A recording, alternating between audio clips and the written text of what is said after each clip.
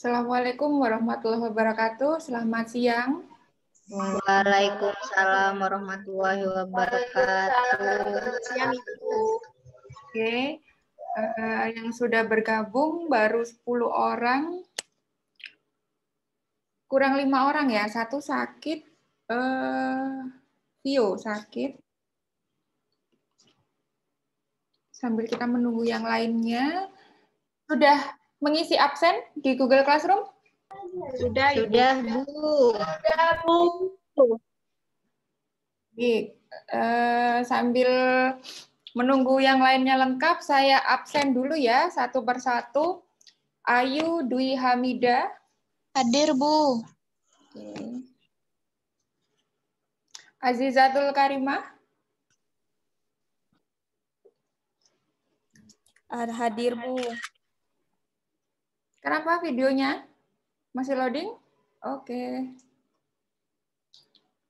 Livia Hidayatul Husnia. Hadir, Bu.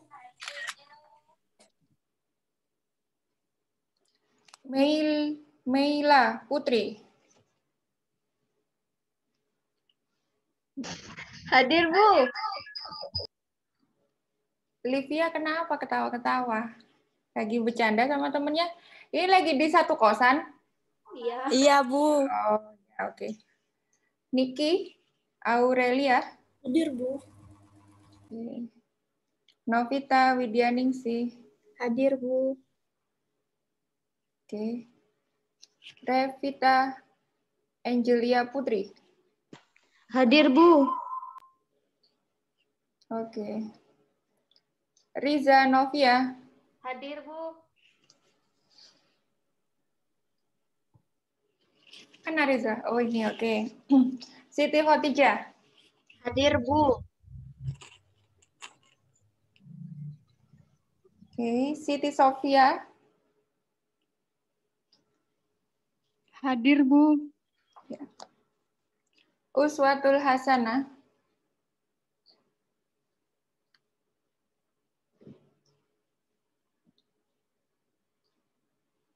Uswatul. Ibu, saya izin pakai kerudung biasa, Bu. Soalnya saya masih mencari sinyal, Bu. Oh iya, lagi di mana ini? Ini di jalan masih, Bu. Di jalan. Ya, oke. Terima kasih, Bu. Ya. Violita, oh sakit, sorry. Yuniara. Hadir, Bu. Zebri. Hadir, Bu. Bentar.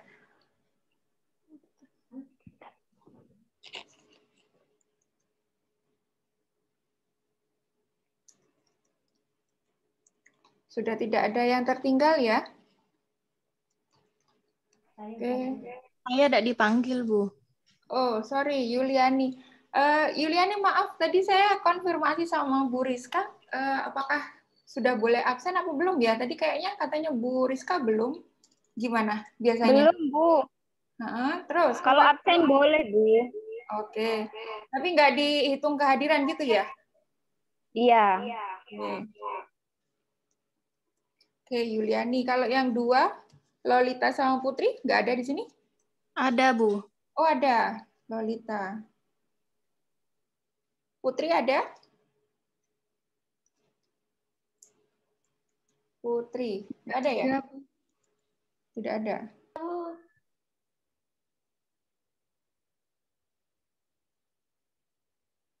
Oke, PJMK-nya kemarin siapa ya? Novi ya? Novita. Ya, Bu. Novita, Siska, Violita, Novita, Siska, sama Siska. Emang ada Siska? Ayu, Violita. Oke.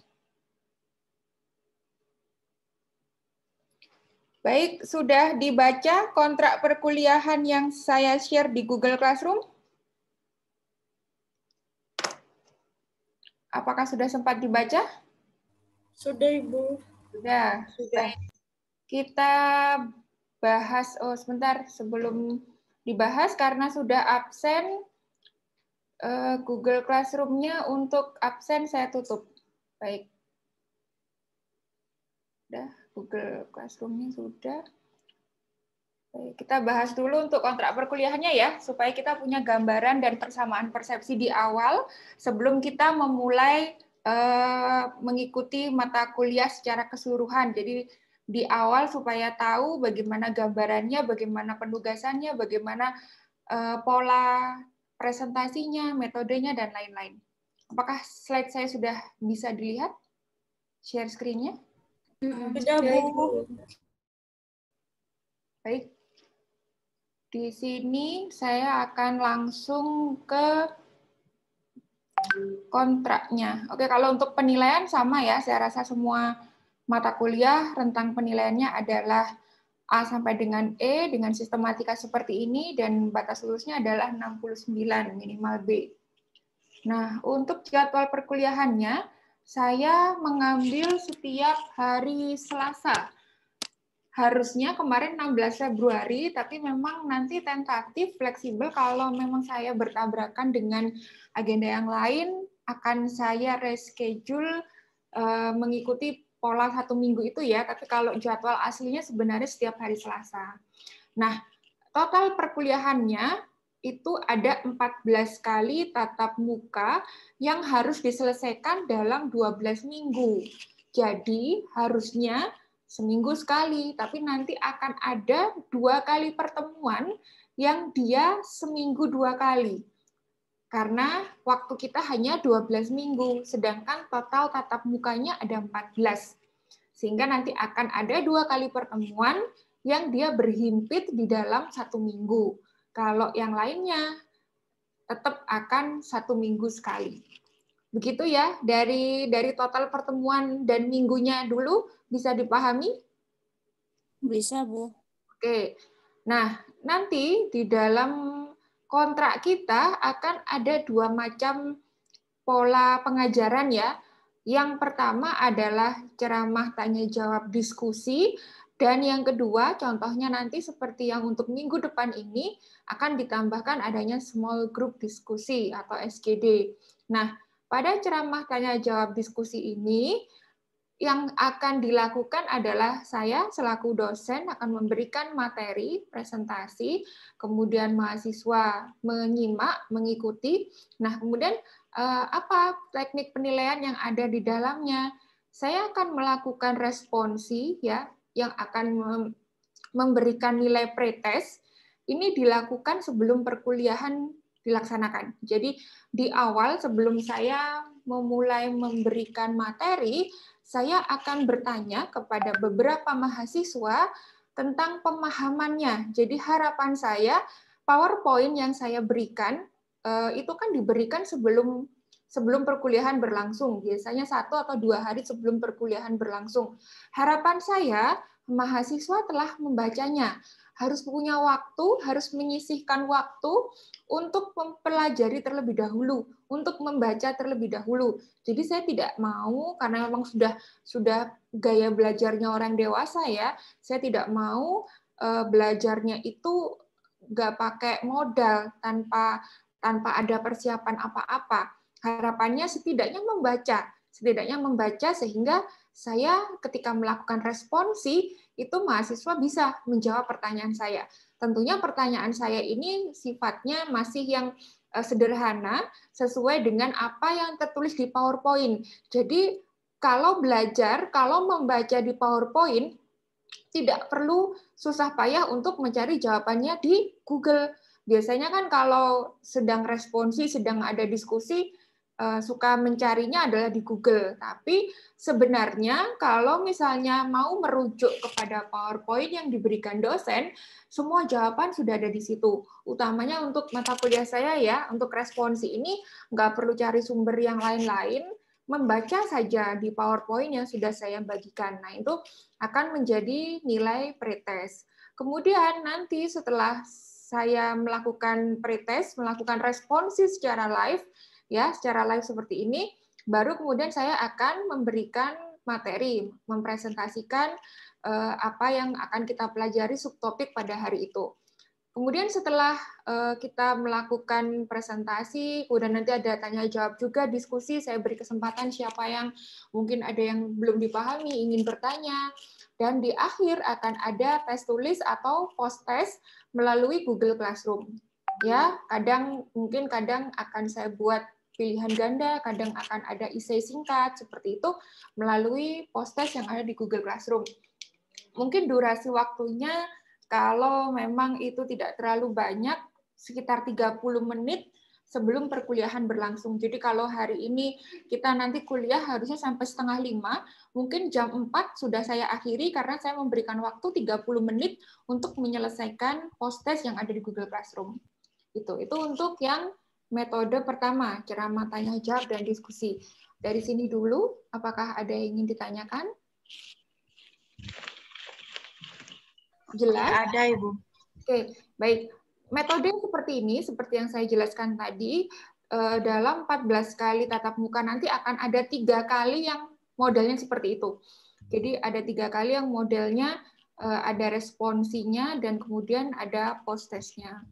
Kemudian teknik yang satu lagi, saya rasa mungkin sudah tidak asing ya, menggunakan kasus pemicu yang nantinya akan ada small group diskusi.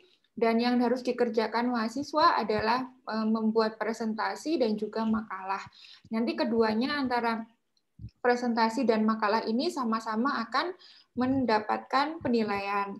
Nah, kemudian mungkin yang akan agak sedikit berbeda lagi, saya membagi mahasiswa dalam kelompok-kelompok di kasus pemicu ini dengan jumlah yang tidak terlalu banyak.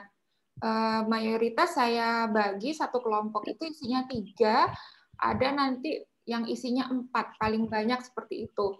Nah, kemudian bagaimana untuk mahasiswa yang belum mendapatkan giliran presentasi pada minggu tersebut? Sebentar ya, saya ngangkat telepon ya. Sebentar.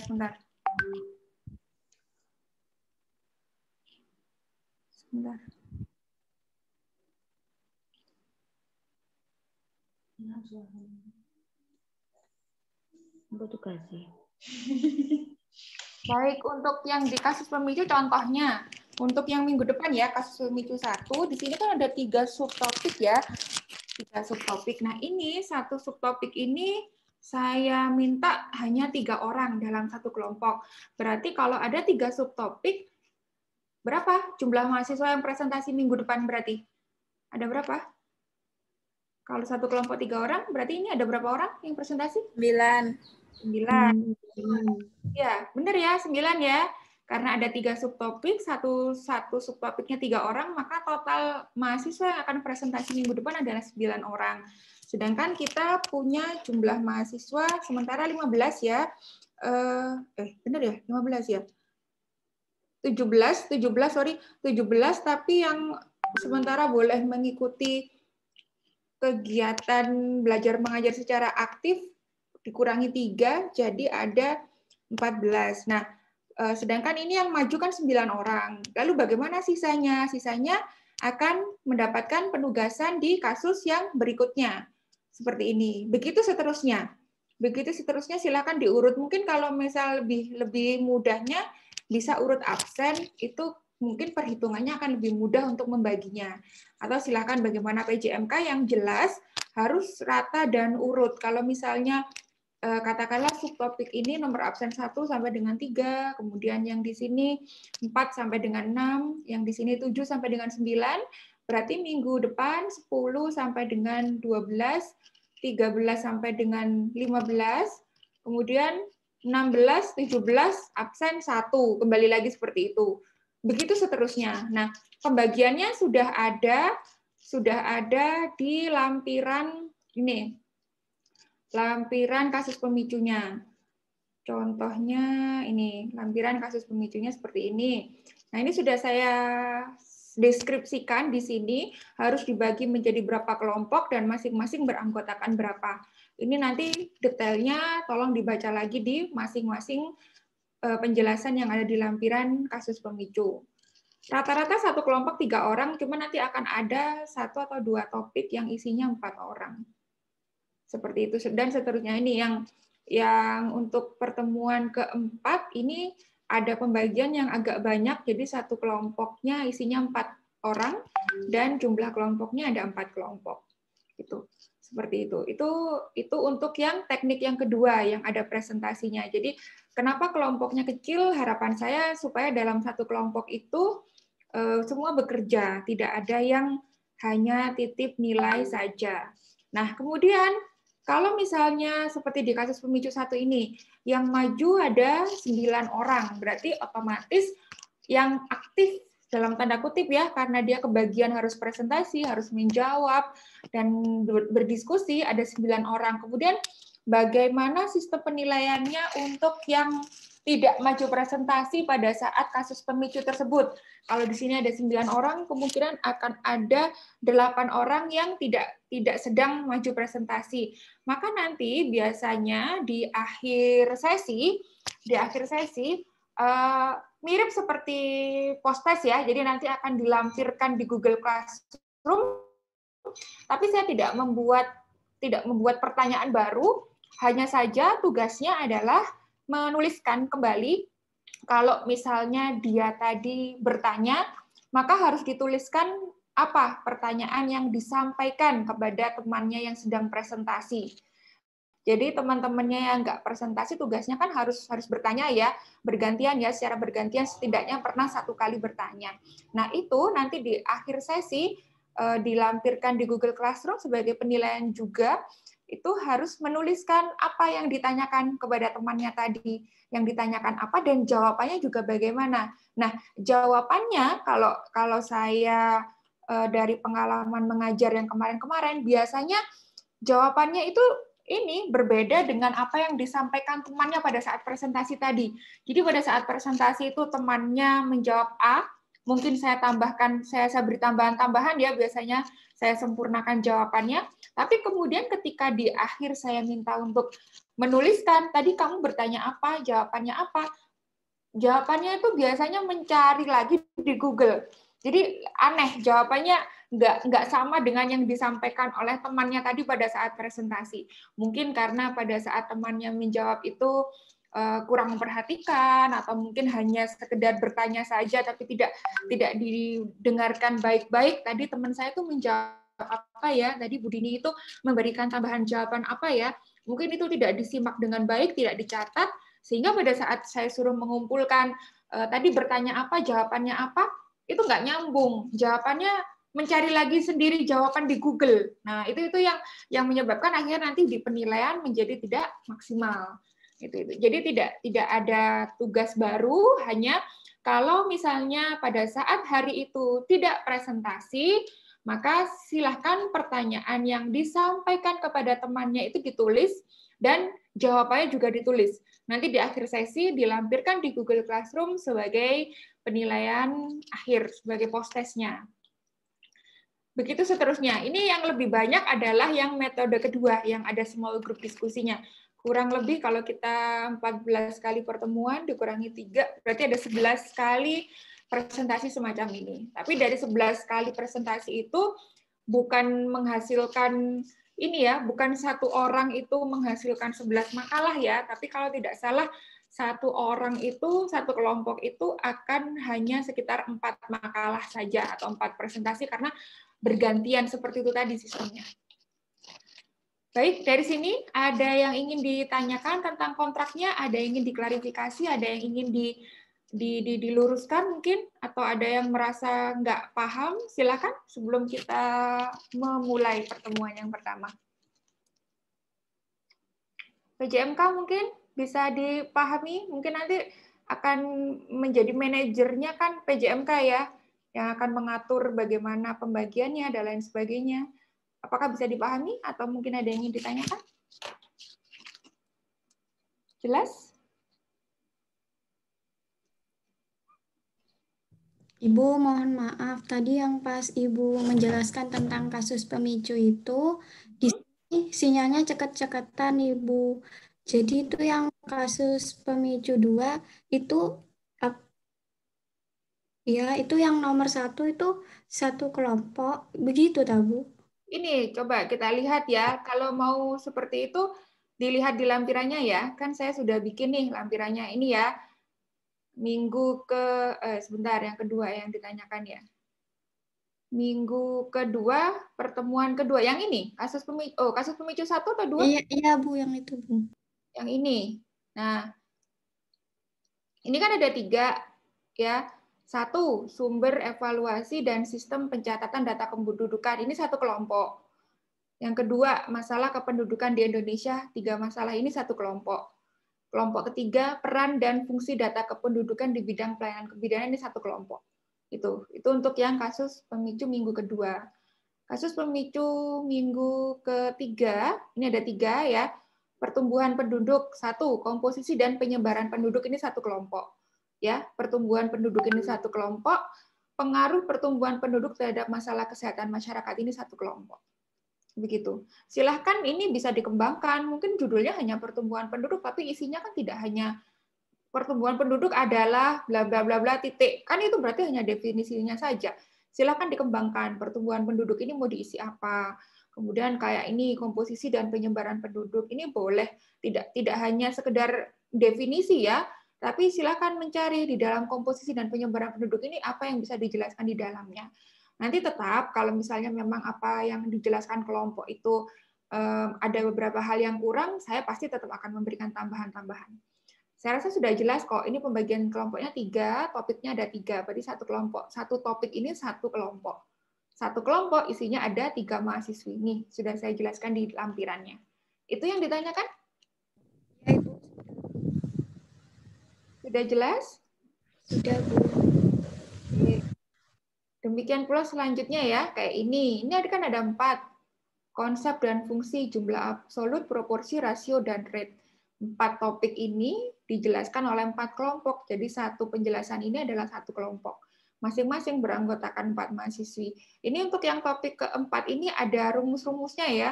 Ada rumus-rumusnya, jadi makanya kenapa saya berikan satu kelompok itu 4 orang, harapannya supaya ada diskusi. Mungkin kalau merasa agak sedikit kesulitan, biasanya kalau sudah berhubungan dengan matematika, ada perhitungan tuh suka ada bingung-bingungnya. Ini lebih bagus lagi nanti kalau karena kita berhubungan dengan rumus ya, ada contoh-contohnya gitu, bagaimana contoh cara menghitungnya. Nah, makanya kenapa satu kelompok saya beri 4 orang supaya diskusinya bisa lebih intens lagi. Begitu? Ada yang masih dibingungkan? Detailnya ada di lampiran. Jelas ya? Jelas Ibu, terima kasih. Nanti kalau misalnya pada saat pada saat membaca lagi kontraknya baru ketemu, oh yang ini tadi kok kelupaan, belum saya tanyakan ke Bu Dini, silakan bisa japri ya, silakan bisa berkomunikasi ulang dengan saya. Baik, kalau kita sudah berbicara masalah kontrak, sekarang kita masuk ke materi. Nah, sebentar, seperti yang sudah saya janjikan tadi ya, karena kita ada di pertemuan pertama itu belum ada presentasi, yang akan presentasi adalah Bu Dini, maka sebelumnya Bu Dini akan mengadakan pretest, akan mengadakan responsi, akan coba saya tanya secara acak, apakah mungkin PowerPoint-nya Ibu sudah dibaca atau belum, Ibu akan mencoba mengevaluasi. Sepertinya kemarin beberapa hari yang lalu saat Ibu share, Ibu sudah sempat titip pesan kepada PJMK untuk dicek di Google Classroom. Di situ juga sudah Ibu sampaikan bahwa silakan dibaca karena akan ada responsi. Gitu ya. Oke, pertanyaan yang pertama. Saya coba dulu dengan... Sekarang tanggal berapa? 18. Nggak ada absen 18. Sebentar. Dengan PJMK deh ya, Mbak Novita. Ya, Bu. Ya, coba saya kepingin tahu. Hari ini kan kita tentang konsep kependudukan. Gini ya, sebenarnya kependudukan ini kan materinya nggak terlalu menarik ya, nggak semenarik kalau berbicara tentang kehamilan, tentang persalinan, tentang nifas gitu ya. Saya sadar diri bahwa topik saya ini sebenarnya nggak terlalu senang mahasiswa gitu. Ibu pun kok saya nyuruh mahasiswa senang. Saya dulu pun ketika jadi mahasiswa topik ini tuh pasti bikin saya ngantuk. Cuman saya masih berusaha mencari metode bagaimana topik yang tidak terlalu menarik ini membuat mahasiswa setidaknya mau membaca, mau memberikan perhatiannya yang lebih oke supaya kita sama-sama bisa menyerap maksimal ilmu yang ada di dalamnya. Oke, untuk Mbak Novita, definisi penduduk itu apa? Semua orang mendiami suatu daerah dalam suatu waktu atau jangka waktu tertentu. Oke. Nah, ilmu yang mempelajari tentang kependudukan disebut dengan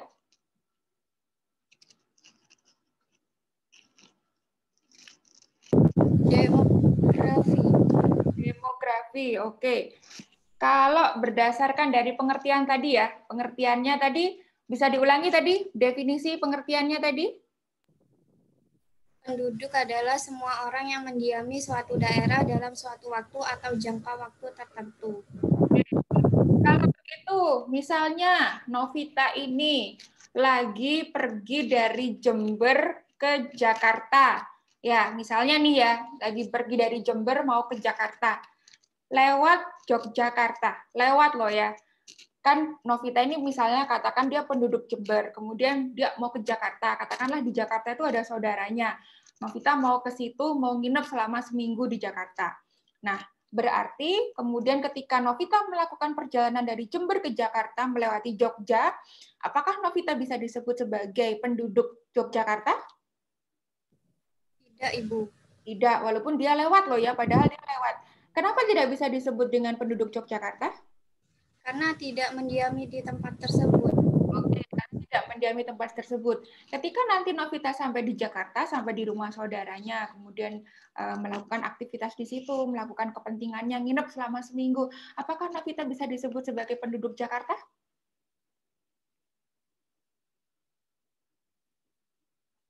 Berdasar definisi tadi? Kenapa? Bisa diulangi? Definisinya tadi, penduduk adalah semua orang yang mendiami suatu daerah dalam suatu waktu atau jangka waktu tertentu. Kan itunya dalam 1 minggu. Berarti jawabannya?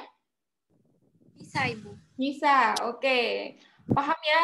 Mudah ya rasanya ya? Kita masih sampai di definisi ya. Definisi penduduk adalah seperti itu tadi. Jadi kalau berdasarkan definisinya adalah mendiami suatu tempat dalam waktu yang tertentu. Jadi kalau sekedar lewat saja, tidak dalam durasi waktu tertentu stay di situ, bukan disebut sebagai penduduk. Begitu ya? Baik, terima kasih Novita. Kita lanjut lagi. PJMK kedua siapa? Ayu ya? Ayu Dwi ya? Nggih, Bu. Oke, baik. Saya coba tanya ya. Ya. Definisi dari dinamika kependudukan? Dinamika pendudukan, perubahan kependudukan, Bu, dari suatu daerah tertentu yang dari waktu ke waktu. Oke, ada lagi definisi yang lain?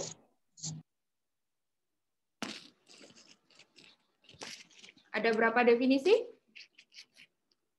di PowerPoint?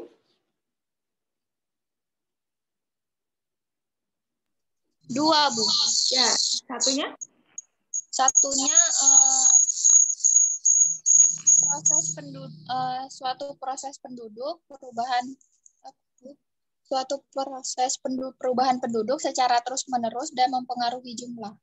Oke, berarti dari konsep ini, kalau dinamika saja, kan ini dinamika kependudukan. Kalau dinamika saja, definisi dinamika itu apa? Berarti kalau dari keseluruhan definisi ini, kalau kita mau memecah artinya, dinamika itu berarti apa? Perubahan penduduk, Bu. Perubahan saja. Ya, kalau dinamika kependudukan, perubahan penduduk. Ya, kalau kita mau memecah menjadi dua kata dinamika dan penduduk, berarti dinamika saja itu artinya adalah apa tadi? Perubahan. Oke.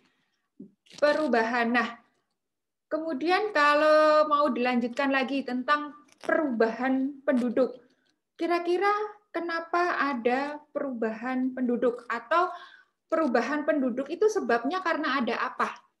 Kenapa kok penduduk itu tiba-tiba kita bisa bilang bisa berubah penduduk itu? Ada apa? Apa yang menyebabkan penduduk itu bisa berubah? Karena ada kelahiran dan kematian, Bu. Terus ada pindahan penduduk, kemudian faktor sosial dan budayanya. Oke, baik. Terima kasih. Bisa ditangkap ya? Kita masih yang simpel-simpel dulu ya. Oke, Bu. Oke, saya lanjut ya. Next selanjutnya saya coba Meila Putri. Ada Mbak Meila? Hadir, Bu. Oke, Meila. Menyimak ya, Meila. Iya, Bu. Oke, saya lanjut dulu.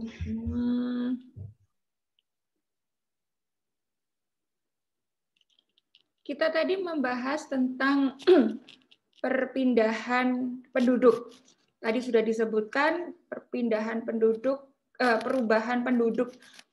perubahan penduduk itu bisa karena ada kelahiran, kematian, bisa ada perpindahan, bisa karena faktor sosial, ekonomi, dan budaya. Saya ambil salah satu contoh yaitu yang perpindahan penduduk.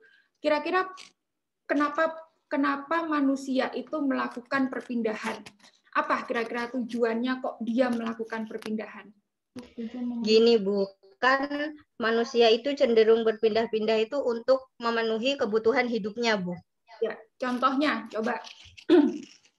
Contohnya, kayak apa sih yang namanya harus berpindah untuk memenuhi tujuan hidup itu contohnya seperti apa? Gini, Bu, kayak kerja gitu. Maksud kerja keluar kota gitu, Bu. Kerja keluar kota? Untuk memenuhi nafkah. Untuk memenuhi nafkah, untuk bekerja, untuk alasan ekonomi, begitu ya. Sehingga itu yang disebut sebagai perpindahan penduduk. Maka tidak heran Jawa menjadi yang padat penduduk karena banyak orang ke sini untuk cari kerja. Oke, kalau ke mahasiswa, rumahnya Banyuwangi ngekos di Jember karena kuliah di Akbid Jember, itu perpindahan penduduk atau bukan? Perpindahan penduduk, Bu.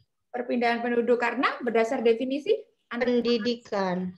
Pendidikan, karena alasan pendidikan. Oke, jadi bisa dipahami ya, bukan cuma alasan ekonomi, kepentingan manusia itu banyak. Bisa karena pendidikan, bisa karena ekonomi, bisa karena menikah. Ya, bisa karena menikah, dibawa sama suaminya atau mengikuti suaminya, seperti itu.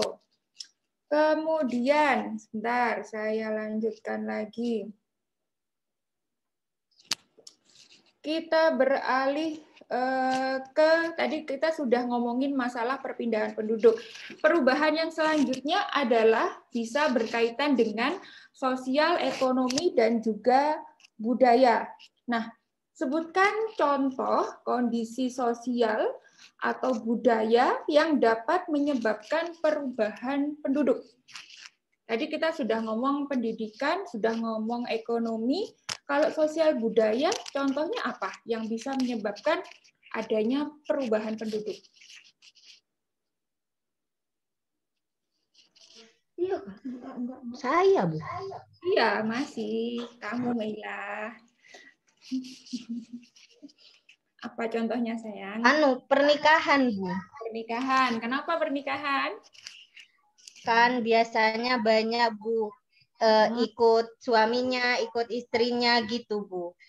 Ikut suaminya, ikut istrinya. Oke, kalau di PowerPoint ada budaya patrialisme, ada materialisme. Kalau yang ikut suami namanya apa? Patrialisme. Patrialisme. Kalau ikut istri? Materialisme. Materialisme. Oke. Jadi berdasarkan karena kita budaya kita masih menganut beberapa ada yang kebanyakan dominan harus mengikuti suami, itu akan menyebabkan adanya perubahan penduduk. Kalau misalnya di beberapa suku kita justru kebalikan, bahwa kalau menikah itu harus mengikuti marga istri, maka itu materialisme bisa juga menyebabkan adanya perubahan penduduk. Begitu ya, Meila. Terima kasih untuk jawabannya. Saya lanjut berikutnya. Saya ke Zebri Amelia. Ada Zebri? Oke, Zebri. Next ya. Tadi kita temennya sudah ada yang menjelaskan tentang perubahan penduduk itu bisa karena perpindahan, bisa karena ada sosial ekonomi. Tadi yang belum disinggung tentang ada kelahiran dan juga kematian. Nah, sebenarnya kalau kita berbicara tentang kebidanan, kelahiran dan kematian ini yang paling erat ya hubungannya dengan tugas dan fungsi di kebidanan. Nah, nanti pada slide kita akan menjumpai istilah mortalitas. Mortalitas itu apa, Zebri? Mortalitas itu apa?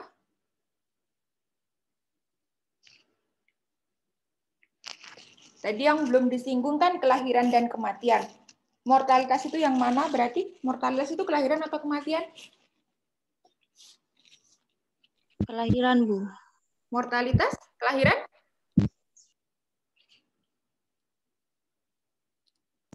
Oh, kematian, Bu. Kematian. Bidan harus tahu ya, kelahiran kematian harus paham sekali. Ini adalah yang sangat erat dengan tugasnya bidan nanti. Kita akan banyak membahas yang kaitannya erat di situ, kelahiran dan kematian. Istilah mortalitas, kalau mendengar istilah mortalitas itu adalah berarti tentang kematian. Ya, contoh kematian yang erat hubungannya dengan tugas bidan itu yang seperti apa, Zebri? Kematian ibu dan bayi, Bu. Kematian ibu dan bayi, oke. Kemudian, kalau kita kepengen nanti ketika kita belajar tentang kependudukan ini, kita kepengen untuk menurunkan angka kematian, itu hal-hal apa yang bisa menyebabkan kematian itu bisa turun? Memaksimalkan perannya dalam apa yang bisa menyebabkan turunnya mortalitas secara umum? Itu, Bu, mungkin dari pelayanan kesehatannya, Bu. Kalau merujuk pada PowerPoint, apa faktor-faktor yang menyebabkan turunnya mortalitas? Sudah dibaca PowerPoint-nya? Sambil dibuka. Memaksimalkan perannya dalam memberikan pelayanan melalui pendekatan multidisiplin, Bu. Itu seperti apa maksudnya? Oke, sebelum ke situ, yang di atasnya terlebih dahulu, faktor-faktor yang menyebabkan turunnya mortalitas. Itu apa saja hal-hal yang bisa menurunkan kematian secara umum? Perkembangan teknologi, kemajuan yang stabil, kemajuan sanitasi lingkungannya, kemajuan di bidang kesehatan, Bu. Oke, baik. Empat hal itu adalah yang secara umum. Kemudian nanti akan dijelaskan bahwa dalam 4 topik ini ada perkembangan teknologi, pemerintahan yang stabil, kemajuan sanitasi lingkungan, kemajuan di bidang kesehatan. Maka apa yang bisa dilakukan bidan? Bidan harus?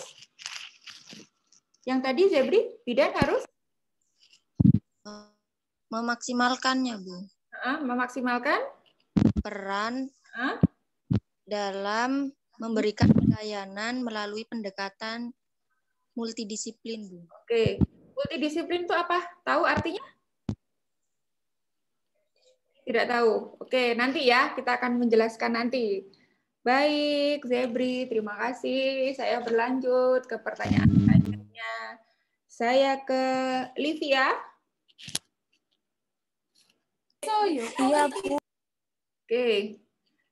Livia, yang menjadi pertanyaan selanjutnya adalah, Livia tahu nggak contohnya masalah kependudukan? Coba disebutkan satu saja. Contohnya masalah kependudukan apa?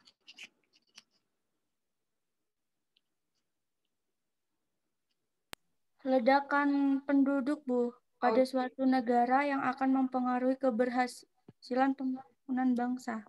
Oke, ledakan penduduk. Ledakan penduduk tuh kayak apa sih? Penduduknya dibom, diledakkan. Oh, bukan ya? Kayak gimana? Bukan, Bu. Apa itu? Ledakan penduduk itu apa? Mungkin penduduknya bertambah banyak. Oke, bagus. Menurut pendapat dari Livia, penduduk yang banyak itu tadi, yang disebut dengan ledakan penduduk tadi itu, gimana cara mengatasinya? Menurut pendapat pribadi, sekilas aja. Menurut Livia kayak gimana cara mengatasinya? Kalau dari segi kebidanannya mungkin kita bisa mengurangi kayak ber-KB untuk mengurangi jumlah anak. Oke, bagus jawabannya sudah mengarah ke kebidanan. Kira-kira menurut Livia, apa yang terjadi kalau ledakan penduduk itu tidak terkendali? Terus seperti itu, terus tidak dapat diatasi, apa hal buruk itu? Ada berdampak pada kemiskinan, kelaparan. Kalau di kebidananku kekurangan gizi pada balita, kematian ibu dan anak, pengangguran yang meningkat. Oke, bagus jawabannya. Terima kasih, Livia. Oke, selesai. Pretest untuk hari ini diwakili oleh beberapa teman ya. Tadi sudah ada 1, 2, 3, 4, 5. Sudah ada 5 orang yang mewakili pretest hari ini. Jadi nanti yang belum kebagian pretest hari ini, kita akan ketemu pretest di sesi-sesi yang selanjutnya. Baik, harapannya dengan pretest yang seperti ini terpicu untuk belajar dulu ya. Sebelum mengikuti perkuliahan, ada sesi belajar mandirinya dulu setidaknya membaca. Baik, kalau sudah, kita akan masuk ke penjelasan secara detailnya. Saya akan menerangkan satu persatu mulai dari awal. Baik, hari ini kita akan belajar tentang konsep ilmu kependudukan. Yang dibahas ada definisinya, ada dinamikanya, dan juga nanti ada teori kebijaksanaan dalam pembangunan kesehatan di bidang kependudukan. Nah, untuk pengertian dari penduduk, saya rasa sebenarnya kalau pengertian ini akan punya banyak versi ya, akan punya banyak definisi kalau kita mau mencari dari berbagai sumber. Mungkin di sini yang saya kutip 2 saja, yaitu menurut Undang-Undang Republik Indonesia Nomor 10 Tahun 92, yaitu Pasal 1 Ayat 8, penduduk adalah orang yang dalam matranya sebagai pribadi, anggota keluarga, masyarakat, warga negara, dan himpunan kuantitas yang bertempat tinggal di suatu tempat dalam batas wilayah negara pada waktu yang tertentu. Kalau pengertian yang secara umum, penduduk adalah semua orang yang mendiami suatu daerah dalam suatu waktu atau jangka waktu yang tertentu.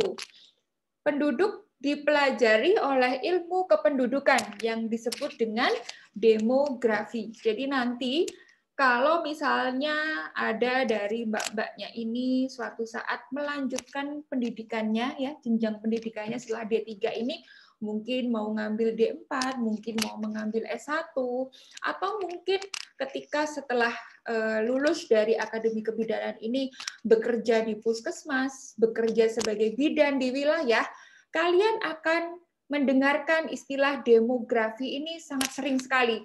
Nah, kemudian jangan kemudian heran, demografi itu apa ya?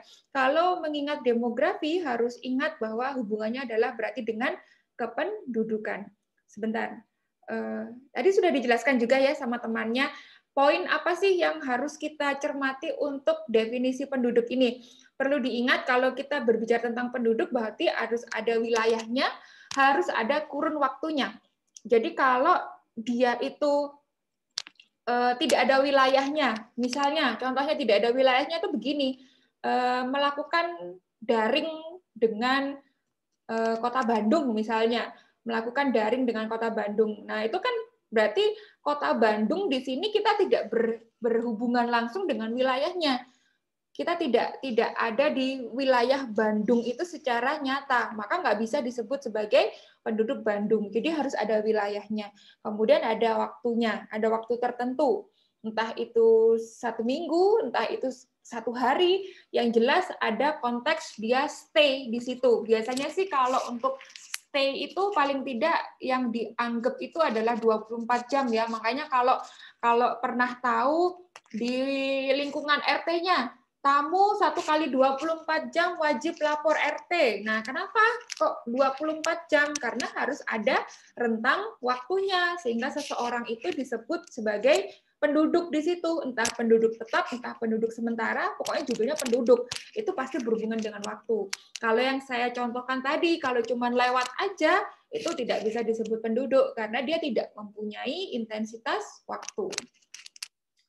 Kita lanjut ke dinamika kependudukan, yaitu suatu proses perubahan penduduk secara terus-menerus yang mempengaruhi jumlah. Dinamika kependudukan merupakan perubahan kependudukan untuk suatu daerah tertentu dari waktu ke waktu.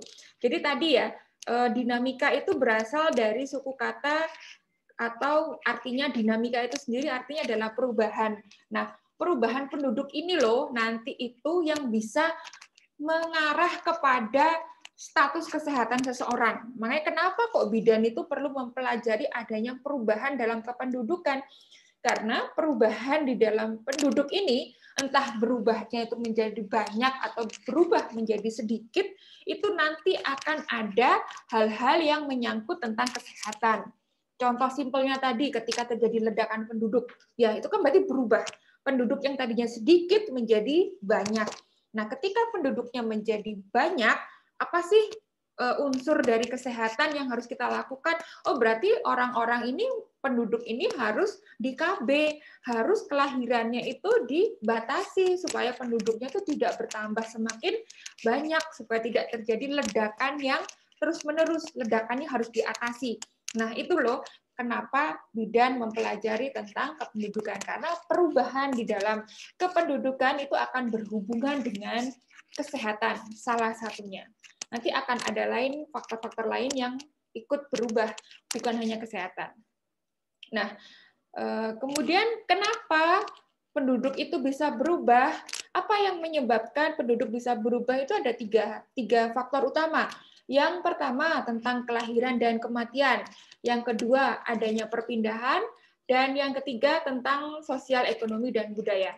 Pada kelahiran dan kematian, tingkat kelahiran dan kematian ini akan menentukan laju pertumbuhan penduduk. Laju ini berarti kecepatan pertumbuhan penduduk. Jadi penduduk itu akan bertambah atau berkurang itu dengan cepat atau dengan lama itu adalah karena kelahiran atau kematian. Nah, ini kalau kita mau mencari contohnya yang agak drastis ya. Mungkin kalau kita melihat di negara kita sendiri di Indonesia, betapa cepatnya orang itu berubah dari proses kelahiran. Banyak orang, banyak remaja-remaja kita yang menikah di usia dini, di usia masih sangat muda sekali, di usia belasan itu sudah menikah, otomatis dia akan cepat terjadi proses kelahiran. Kalau kemudian ada proses kelahiran, berarti penduduknya bertambah. Nah, hal itu kalau misalnya pertambahannya itu dalam jangka waktu yang sangat cepat, maka laju pertumbuhan penduduk, proses pertambahan penduduknya itu akan sangat cepat sekali. Penduduk yang tadinya katakanlah 1.000 menjadi 2.000, itu akan terjadi dalam kurun waktu yang sangat singkat sekali. Nah, berbeda kondisinya kalau kita mau melihat contohnya di Jepang. Di Jepang, penduduknya itu over bekerja. Mereka bisa menghabiskan hari-harinya itu untuk bekerja itu dari pagi hingga malam. Sehingga tidak jarang yang kemudian lupa untuk menikah. Apa yang terjadi ketika lupa untuk menikah?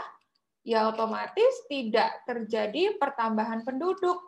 Tidak ada kelahiran karena tidak menikah, tidak ada yang hamil, nggak ada kelahiran, sehingga jumlah penduduknya itu terus. Dari tahun ke tahun nggak ada pertambahan, kalaupun ada cuma 1-2, kecil sekali.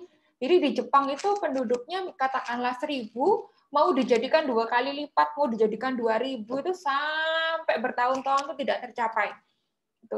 Itu akan ada positif negatifnya. Mungkin positifnya, ya penduduknya nggak terlalu banyak, pemerintahnya juga nggak terlalu kerepotan ya, ngurusin penduduknya nggak terlalu banyak.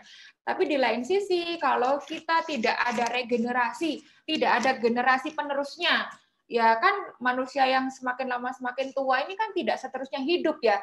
Suatu saat kan pasti mati, suatu saat perlu ada generasi penerusnya. Nah itu nanti yang tetap akan menjadi masalah. Jadi sesuatu yang terlalu itu pasti akan menjadi masalah. Terlalu cepat laju pertumbuhannya masalah, terlalu lambat pun juga menjadi masalah. Nanti yang ideal pastinya adalah yang seimbang laju pertumbuhan penduduknya. Nah, kemudian kalau perpindahan penduduk, tadi ya, seperti yang sudah disampaikan di pretest, manusia akan cenderung berpindah untuk tujuan memenuhi kebutuhan hidupnya. Jadi perubahan penduduk itu bukan hanya berhubungan dengan jumlah ya. Kalau tadi jumlahnya itu adalah tentang kelahiran dan kematian. Kalau kita berbicara tentang perpindahan penduduk, berarti kita akan berbicara tentang kepadatan penduduk. Jelas akan berbeda kalau kita berbicara bagaimana kepadatan penduduk ada di Jawa dengan yang ada di Papua. Sama-sama Indonesia, tapi jumlah penduduknya jelas akan tampak lebih padat di Jawa. Kenapa? Tadi ya, karena manusia itu akan berpindah ke tempat di mana dia bisa memenuhi kebutuhan hidupnya. Di Jawa, banyak orang masih berpersepsi untuk mencari mata pencaharian, untuk mencari memenuhi kebutuhan ekonomi, mencari nafkah, itu lapangan pekerjaan sangat lebih luas di Jawa. Sehingga manusia akhirnya berbondong-bondong berpindah ke Jawa. Maka tidak heran, kemarin Bapak Presiden itu sempat akan memindahkan ibu kota. Sempat dengar kemarin, ibu kotanya mau dipindah kemana kemarin? Kalimantan, Bu. Nah, itu salah satu tujuannya untuk memindah ini, pola perpindahan penduduk. Harapannya, Kalimantan itu kan luas ya, 2-3 kalinya Jawa luasnya itu. Cuman penduduknya nggak terlalu banyak, masih belum terlalu banyak dibandingkan Jawa. Jawa tuh udah dusul-dusulan, udah sampai nggak ada lahan sebenarnya. Sampai sawah, kebun, hutan dibabat menjadi perumahan, yaitu karena saking padatnya. Akhirnya ibu kotanya mau dipindah ke Kalimantan supaya apa? Harapannya banyak orang yang akan berduyun-duyun ke Kalimantan untuk memenuhi kebutuhan hidupnya. Karena dengan berpindahnya ibu kota, harapannya lapangan pekerjaan juga akan semakin terbuka luas di Kalimantan. Sehingga perpindahan penduduknya jadi bergeser ke Kalimantan, tidak lagi ke Jawa. Sayangnya kita terbentur dengan adanya COVID, dengan adanya Corona, sehingga proyek pemerintah untuk memindahkan ibu kota ke Kalimantan masih terhambat. Kita nggak mungkin, karena nggak boleh mobilisasi ya, bagaimana kita mau nyuruh orang berduyun-duyun pindah, orang kita pergi ke mall aja sebenarnya nggak boleh, gitu, sehingga proyek itu sekarang masih berhenti. Nah, kemudian untuk sosial, ekonomi, dan budaya, ada status pernikahan, ada budaya patrialisme, materialisme, tentang pekerjaan, dan juga pendidikan. Nah, ini sudah disampaikan tadi ya, misalnya kita menikah, kita perempuan, menikah dengan orang Sumatera, katakanlah. Kemudian di sana menganut budaya patrialisme. Jadi kita mau nggak mau harus ngikut suami ke Sumatera. Akhirnya terjadilah perpindahan penduduk dari Jawa ke Sumatera karena status pernikahan. Nah, selain itu ada juga yang berkebalikan, materialisme. Saya pernah tahu materialisme ini ada beberapa di wilayah Bali. Itu kalau menikah harus malah ikut dengan istrinya. Laki-laki harus ikut dengan istrinya. Itu contohnya kenapa penduduk itu bisa berubah dari faktor sosial dan budaya. Kita akan lanjut ke faktor-faktor yang menyebabkan turunnya mortalitas. Kok kita langsung ngomongin mortalitas? Mortalitas itu sebenarnya apa? Mortalitas itu adalah kematian ya. Tadi kan kita udah ngomong di sini penyebab perubahan penduduk salah satunya adalah kelahiran dan kematian. Maka kita akan menitik beratkan sekarang pada kematian. Karena di Indonesia masalah kematian ini sampai sekarang itu masih belum bisa teratasi secara total, secara sampai selesai. Sehingga kita perlu mempelajari mortalitas ini dengan mendetail. Apa sih faktor-faktor yang menyebabkan mortalitas itu bisa menjadi turun secara umum? Ya, kematian secara umum itu bisa turun akan adanya perkembangan teknologi, pemerintahan yang stabil, kemajuan sanitasi lingkungan, dan kemajuan di bidang kesehatan. Perkembangan teknologi, contohnya, kalau kita sekarang sudah ada gadget dengan berbagai fitur di dalamnya, itu adalah salah satu contoh perkembangan teknologi yang dulunya belum ada. Ketika dulu kita akses untuk telepon saja itu tidak ada, betapa sulitnya orang untuk menjangkau rumah sakit, mencari rumah sakit yang katakanlah dia sakit, kemudian butuh pertolongan di rumah sakit, kemudian mencari bantuan di rumah sakit yang ruangannya itu tersedia. nggak full. Nah, itu kita dulu harus mendatangi rumah sakit satu ke satu yang lainnya, menanyakan door to door, apakah di sini bisa melayani, apakah kamarnya masih ada, apakah bisa di sini untuk opname dan lain sebagainya. Tapi kalau sekarang karena ada kemajuan teknologi, ada telepon, kita nggak perlu nggak perlu berduyun-duyun datang ke rumah sakit, tapi bisa melalui telepon, bisa memanfaatkan teknologi yang ada, sehingga harapannya orang yang sakit dan membutuhkan pertolongan itu datang ke tempat yang tepat, datang ke tempat yang memang sudah dipastikan di situ bisa menerima atau bisa memberikan kita pertolongan, sehingga kasus mortalitas harapannya bisa turun. Itu contoh pemanfaatan dari perkembangan teknologi. Kalau contoh dari pemerintahan yang stabil, ini adalah kalau misal di suatu wilayah terjadi peperangan, ya bisa diambil gambarannya ya.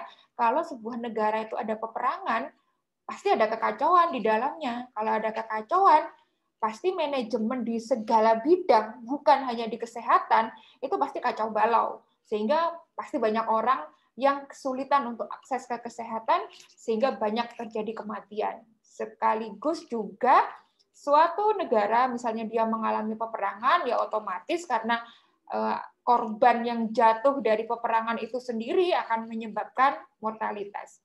Kita masih berbicara mortalitas secara umum ya, belum berbicara mortalitasnya ke ibu dan anak. Lalu yang selanjutnya adalah kemajuan sanitasi lingkungan. Sanitasi lingkungan ini artinya kebersihan lingkungan dan juga akses terhadap sumber daya alam. Contohnya, akses terhadap air bersih, ketersediaan dari air bersih. Nah, kalau kita hidup di lingkungan yang sulit airnya, kemudian hidup di lingkungan yang sumber daya alamnya tidak ada, gersang, tandus, itu adalah hal-hal yang bisa menyebabkan orang itu susah hidup, sulit untuk bertahan hidup di situ, di daerah yang seperti itu. Sehingga sudah jelas tentu kalau akses terhadap lingkungan itu sangat minim, maka orang akan mudah terjadi mortalitas ketika terjadi penyulit di dalam kehidupannya. Maka tidak heran saudara-saudari kita yang ada di Papua yang masih kesulitan tentang sanitasi lingkungan, ya, memperoleh air bersihnya itu susah, memperoleh bahan makanan itu susah. Di daerah tersebut mortalitas juga sangat tinggi karena sumber daya alam itu berhubungan dengan hal-hal pokok yang dibutuhkan di kehidupan kita sehari-hari, yang wajib ada di kehidupan sehari-hari.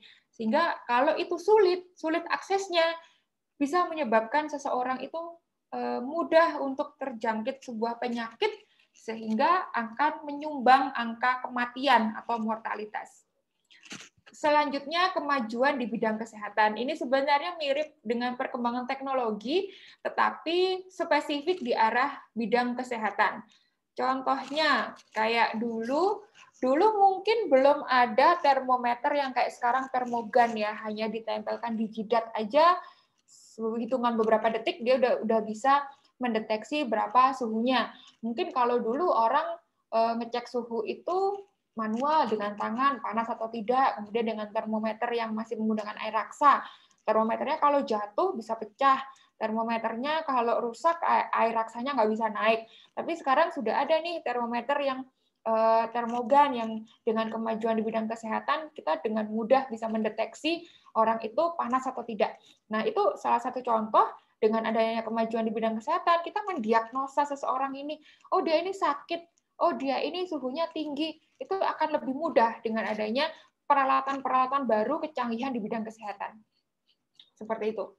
Nah, pemahaman dari keempat hal yang saya jelaskan tadi, sangat diperlukan bagi seorang bidan.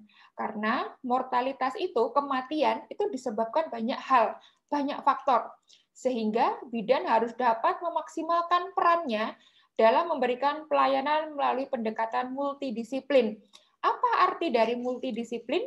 Multidisiplin adalah dia melakukan pendekatan itu dari berbagai ilmu.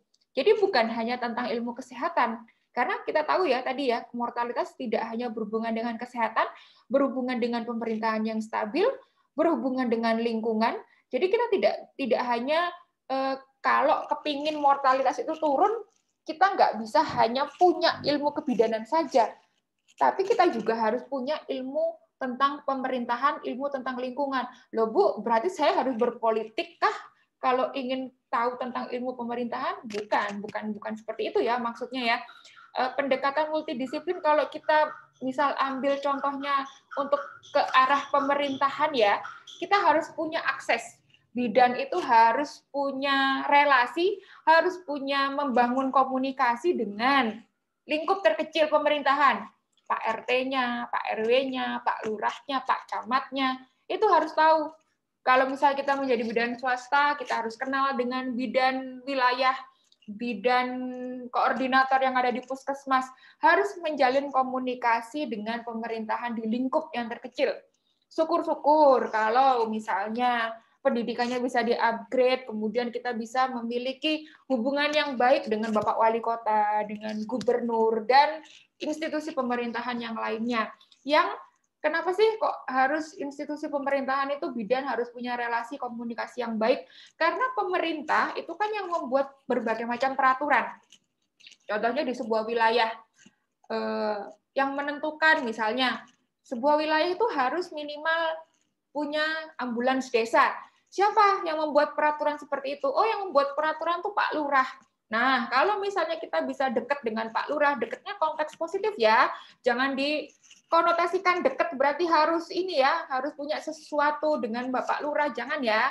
Dekatnya itu komunikasi yang baik, relasi yang baik. Kita harus bisa memberikan masukan-masukan kepada pemangku kebijakan, kepada pemerintah. Bisa diusulkan, Bapak Lurah, wilayah kita ini kalau ambulansnya cuma 1 kayaknya kurang. Ambulans kita tuh butuh 2, Pak Lurah. Misal ini contoh. Kenapa kok butuh 2? Karena desa yang satu dengan yang lain itu ada yang terpisah dengan sungai, Pak. Kalau misalnya ambulansnya cuma 1, ambulansnya disuruh nyebrang kan nggak bisa.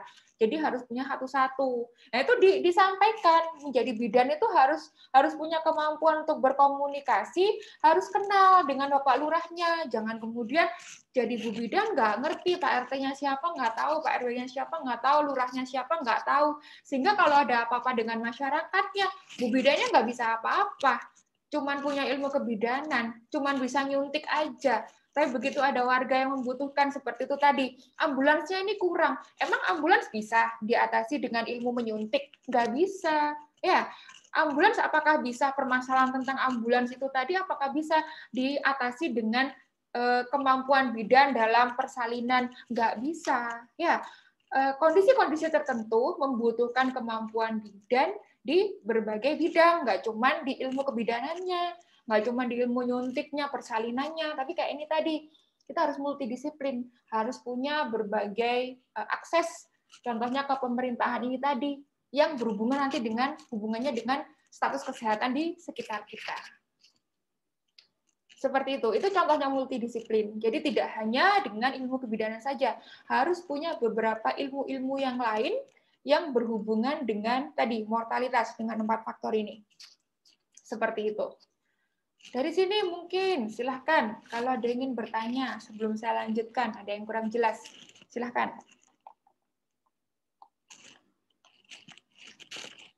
Ada yang belum dipahami? Clear? Kita lanjut. Oke, baik, kita akan ke masalah kependudukan. Apa sih masalah kependudukan yang di Indonesia ini selalu menjadi problem dari tahun ke tahun, dari periode yang dulu sampai sekarang masih belum sulit banget untuk diatasi, adalah tentang ledakan penduduk. Ledakan penduduk pada suatu negara akan mempengaruhi keberhasilan pembangunan. Indonesia dinyatakan sebagai juara dunia dalam jumlah penduduk, yaitu peringkat keempat. Peringkat pertamanya Cina, 2 India, 3 Amerika, 4 Indonesia. Nah, ledakan penduduknya ini bisa dilihat contohnya di sini ya, data pertumbuhan penduduk di Indonesia. Tahun 71, 118 juta. 80 naik lagi 146 juta. Tahun 90, 2000 sampai 2010 naik terus sampai menjadi 237 juta. Coba dilihat, dari yang tadinya 118 bisa naik hampir 2 kali lipatnya di tahun 2010. Nah, bertambahnya ini kan berarti kan kalau kita tadi berbicara tentang kelahiran dan kematian, kalau jumlah penduduknya ini bertambah terus, berarti yang lahir lebih banyak daripada yang mati. Ya, yang lahir itu jumlahnya jauh lebih banyak daripada yang mati. Yang mati pasti ada, ya kan? Tapi lebih sedikit daripada yang lahir, sehingga jumlah penduduk kita semakin bertambah. Nah, ini contoh dari gambaran ledakan penduduk. Hal ini tentunya mengelola penduduk yang banyak itu akan menjadi masalah. Contohnya saja kalau kita berbicara lingkup kecil ya, di sebuah keluarga, seorang keluarga yang anaknya 2 dengan anaknya 10, kira-kira lebih sulit mana mengaturnya?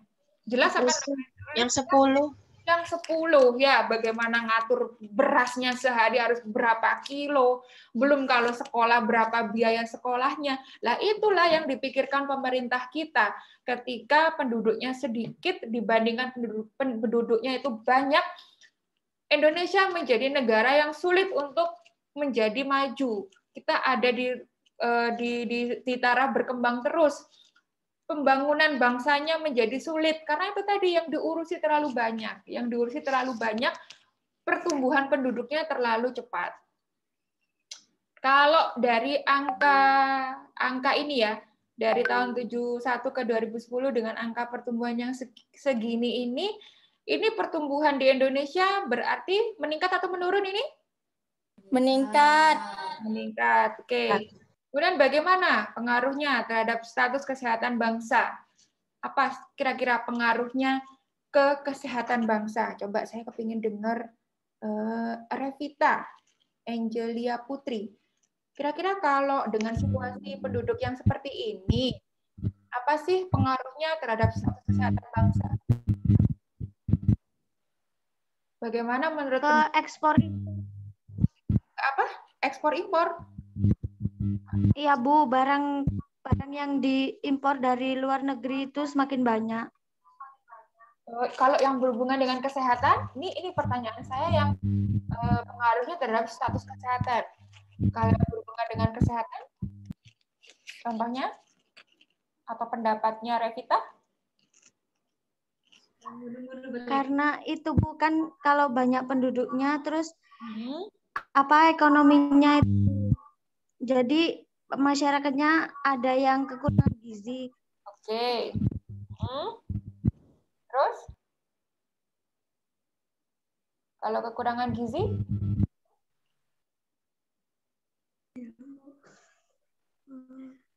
Terus kenapa? Kalau kekurangan gizi berarti status kesehatannya bagaimana? Status kesehatannya itu buruk. Buruk. Oke, itu salah satu contohnya ya. Jadi dengan penduduk yang semakin banyak itu bisa mempengaruhi status ekonomi. Kalau status ekonominya kemudian rendah ya karena dia kesulitan mencari penghasilan, memenuhi kebutuhan hidupnya, akan jatuh pada kemiskinan, sehingga salah satunya bisa menyebabkan gizi buruk. Orang dengan gizi buruk tentu status kesehatannya akan rendah, akan buruk. Itu salah satu pengaruhnya ledakan penduduk terhadap status kesehatan bangsa. Dan masih banyak contoh-contoh yang lainnya. Ini ya, dampak ledakan penduduk terhadap kualitas adanya kemiskinan dan kelaparan, kekurangan gizi, kematian ibu dan anak, dan juga pengangguran yang meningkat. Kalau terhadap lingkungan dan ekologi, adanya penggundulan hutan ya, karena tadi penduduknya banyak, butuh tempat untuk tinggal, butuh perumahan, butuh mall, butuh sekolah-sekolah didirikan, dan bangunan-bangunan lain, pabrik-pabrik didirikan, sehingga terjadi penggundulan hutan. Kalau hutannya sudah gundul, terjadi erosi, abrasi tanah atau laut. Kalau erosi, hujan lagi turun, kayak sekarang, banyak banjir, banyak tanah longsor. Kalau pas musim kemarau, kekeringan, adanya perubahan iklim yang ekstrim, karena tadi ya, buminya sudah terlalu banyak teknologi yang canggih yang bisa membuat kerusakan lingkungan, sehingga bisa menyebabkan perubahan iklim yang ekstrim, salah satunya adalah dapat mencairkan kutub es. Ini secara umum dampak ledakan penduduk. Nah, kemudian untuk mengatasi ledakan penduduk tadi, pemerintah melakukan pembangunan di bidang kependudukan. Pemerintah melakukan hal-hal untuk mengatasinya di bidang kependudukan. Tujuannya apa? Adalah untuk mengatasi masalah tingkat pertumbuhan penduduk yang tinggi dan persebaran penduduk yang kurang merata. Jadi tadi ya, selain pertumbuhan atau pertambahan jumlah penduduk yang diatasi, persebarannya juga harus diratakan. Karena apa?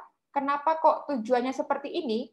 Karena jumlah penduduk yang besar, ya, jumlah penduduk yang besar ini sebenarnya adalah dua mata pisau. Ketika penduduk yang besar ini berkualitas seluruhnya, maka dia akan menjadi modal pembangunan dalam sebuah negara. Tetapi sebaliknya, jika jumlah penduduk yang besar ini tidak diikuti dengan kualitas yang baik, maka akan menjadi masalah dalam pembangunan sebuah negara. Sebenarnya kita masih punya kata kunci penyelamat, yaitu kualitasnya. Kalau penduduknya besar tapi kualitasnya bagus, it's okay. Itu adalah modal yang sangat besar, karena kita akan punya banyak orang pinter, punya banyak orang seperti Bapak Habibie di Indonesia. Bayangkan kalau di Indonesia ini punya 1.000 orang seperti Bapak B.J. Habibie. Jelas Indonesia akan menjadi negara yang disegani oleh negara-negara lain, karena pembangunan di Indonesia jelas akan berjalan dengan sangat pesat. Tapi faktanya tidak demikian. Jumlah penduduk yang besar ini di Indonesia tidak diikuti dengan kualitas yang baik, sehingga pembangunan di Indonesia menjadi bermasalah. Nah, apa yang bisa dilakukan pemerintah? Strateginya.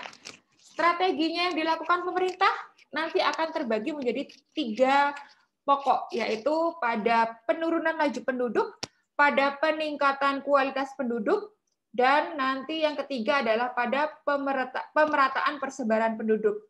Jadi 3 poin ya. Penduduknya itu nggak boleh terlalu cepat bertambah, kemudian penduduk yang sudah ada itu harus memiliki kualitas yang bagus, dan penduduk yang sudah ada itu harus diratakan posisinya, nggak boleh berkumpul hanya di Jawa saja. Apa yang bisa dilakukan? Penurunan laju penduduk. Penduduknya tidak boleh bertambah banyak. Apa yang bisa dilakukan? Pengendalian tingkat kelahiran melalui KB, keluarga berencana. Penurunan tingkat kematian ibu dan anak, mutu pelayanan kesehatan harus ditingkatkan. Sehingga harapannya masyarakat yang memiliki akses ke pelayanan kesehatan yang baik itu, dia akan dapat menurunkan laju penduduk. Jadi hal-hal ini yang bisa menyebabkan nantinya penduduk itu tidak bertambah menjadi semakin banyak. Nah, apa yang kemudian harus dilakukan terhadap penduduk yang sudah terlanjur ada? Kan nggak mungkin penduduk yang sudah ada, karena kita kepengen Indonesia ini penduduknya menjadi sedikit, maka kita bunuh, kita lakukan pembunuhan massal supaya penduduknya menjadi sedikit. Kan tidak mungkin terjadi seperti itu. Maka penduduk yang sudah ada ini mau diapakan sebenarnya? Diberi kualitas yang bagus. Kualitasnya yang bagus itu dengan cara apa? 1, peningkatan gizi dan kesehatan masyarakat. Lingkungannya diperbaiki dan juga diberi pendidikan yang baik. Nah, peningkatan gizi, lingkungan, pendidikan, 3 hal ini yang masyarakat, yang pemerintah itu sulit mewujudkannya, salah satunya adalah berhubungan dengan kebutuhan dana. Orang mau meningkatkan gizi, mau memperbaiki lingkungan, mau membuat masyarakatnya menjadi pinter, ini semuanya butuh anggaran yang tidak sedikit loh, gitu. Membutuhkan anggaran yang nilai nolnya itu banyak banget, triliun pun tidak mencukupi kadang. Kenapa? Kemudian dari jumlah anggaran yang begitu banyaknya belum berhasil juga, kita masih lagi ada PR tentang korupsi, ya kan? Indonesia sebenarnya punya anggaran yang besar, anggaran untuk gizi, anggaran untuk lingkungan, anggaran untuk pendidikan, tapi dikorupsi sama pejabat-pejabat yang ada di atas. Maka tidak heran ya, kita tidak kunjung menyelesaikan permasalahan-permasalahan ini gitu. Karena sebenarnya strategi ini sudah strategi yang tepat, tapi pada pelaksanaannya tidak benar. Tidak benarnya karena apa? Ingat loh ya, membuat strategi ini butuh duit, butuh anggaran. Pemerintah memiliki anggaran, oke, sudah dianggarkan, tapi kemudian dikorupsi. Ya, akhirnya tidak sampai ke masyarakat. Strategi yang dibuat ini akhirnya tidak berhasil karena anggaran yang ada dikorupsi, tidak sampai kepada sasaran yang tepat. Itu. Kemudian apalagi yang bisa dilakukan terhadap penduduk yang sudah terlanjur ada? Diratakan melalui perpindahan penduduk, pembangunan daerah terpencil, dan perluasan lapangan kerja. Contohnya kayak tadi ya, ibu kotanya dipindah. Itu sebenarnya adalah salah satu untuk membangun daerah yang terpencil. Kalimantan mungkin aksesnya sulit, banyak sungai, banyak jalan-jalan yang belum dibangun. Nah, harapannya nanti akan banyak pembangunan ketika ibu kotanya dipindah. Nah, setelah banyak pembangunan, setelah ibu kotanya, pusat pemerintahan itu dipindah, secara otomatis akan terdapat perluasan lapangan kerja. Nah, hal ini yang kemudian harusnya bisa menjadi strategi untuk mengendalikan jumlah penduduk. Kembali lagi ya, sayangnya persebaran penduduk diratakan ini sangat-sangat tidak bisa kita lakukan sekarang karena kita nggak berkutik, dibikin nggak berkutik sama COVID, sama Corona. Oke, saya lanjut. Terus kenapa sih pengendalian penduduk berpengaruh pada peningkatan kualitasnya? Tadi ya, penduduk yang dibatasi jumlahnya, kemudian penduduk yang kemudian kita buat supaya tidak bertambah terus, itu akan berpengaruh pada kualitasnya. Itu kenapa? Analisanya apa? Menurunnya jumlah anak yang dilahirkan akan memberikan kesempatan yang lebih besar kepada ibu untuk membina pertumbuhan dan perkembangan anak-anak mereka. Lebih besarnya kesempatan membina anak bagi para ibu tersebut dapat diharapkan akan meningkatkan kesiapan anak dalam menghadapi proses pendewasaan, yang selanjutnya dapat diharapkan akan meningkatkan kualitas penduduk dan mendukung usaha pengembangan sumber daya manusia. Jadi contohnya aja lah kalau kita berbicara, ini kan lingkup luasnya penduduk di Indonesia. Contohnya aja kalau kita mau memberikan perumpamaan lingkup kecil ya, di dalam sebuah rumah tangga. Kalau misalnya nanti adik-adik ini sudah menikah, kemudian punya anak, nah sebaiknya anak yang satu dengan anak yang kedua ini diberikan jeda. Jadi harapannya sangat rapat sekali jarak kelahirannya. Jarak kelahirannya harus diatur. Kenapa harus diatur ya? Karena tadi ibu-ibu itu ya, wanita yang melahirkan itu dia butuh untuk membina pertumbuhan dan perkembangan anaknya. Ketika dia harus berfokus mengasuh anak yang baru dilahirkan, jangan direpotkan dengan kehamilan yang kedua dulu. Biarkan seorang wanita itu mempunyai kesempatan untuk memantau pertumbuhan dan perkembangan anaknya secara optimal.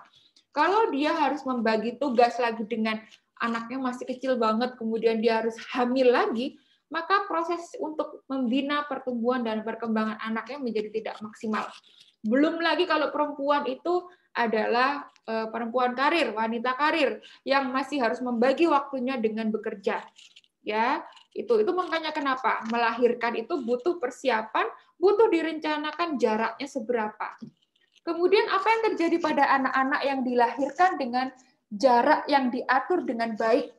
Anak-anak yang dilahirkan dengan jarak yang baik, dia akan mengalami proses pendewasaan, ini ya poin kedua, mengalami proses pendewasaan yang baik, mengalami proses step by step pertumbuhan dan perkembangannya, baik secara fisik maupun psikologis itu dengan baik.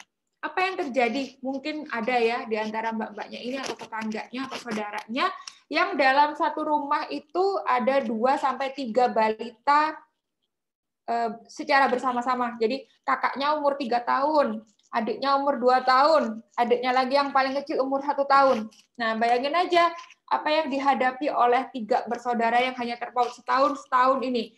3-tiganya ini belum ada yang dewasa, 3-tiganya ini masih balita semua, dan dia harus tumbuh bersama-sama di dalam sebuah rumah yang harusnya menyediakan dia lingkungan maupun waktu yang satu persatu ini harusnya fokus terhadap bagaimana proses pendewasaannya. Jadi harusnya kakaknya ini setidaknya harus melampaui dulu masa balitanya, harus melampaui dulu masa dia golden age-nya, 2-3 tahun pertama harus terlampaui dengan baik dulu.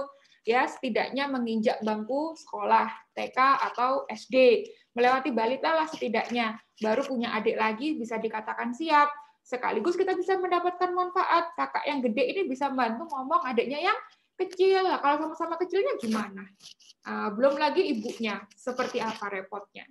Nah, kalau misalnya kita bisa mengatur kelahiran ya anak dengan jarak yang baik seperti itu, kualitasnya jelas akan lebih baik ketimbang dalam satu rumah itu tadi ada 3 balita, contohnya tadi beda setahun itu sudah bisa dipastikan tidak akan maksimal. Orang tua, seorang ibu jelas akan sangat kewalahan mengasuh 3 orang yang balita secara bersama-sama.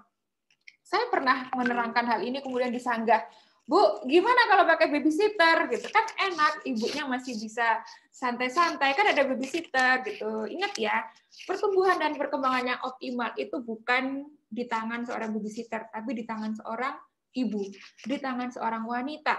Tidak bisa menggantikan peran dari seorang ibu.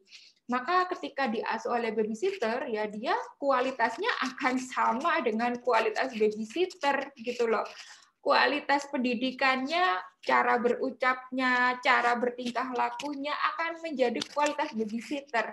Namanya kita mau punya anak kita ini sudah kita idam-idamkan. Kita misalnya, contohnya mbak-mbaknya ini bidan. Masa iya anaknya seorang bidan kualitasnya akan sama seperti babysitter? Tentunya tidak. Tentunya saya yakin semua dari kita menginginkan kualitas anak yang baik. Kualitas anak yang baik ditentukan dengan siapa dia bertumbuh dan berkembang.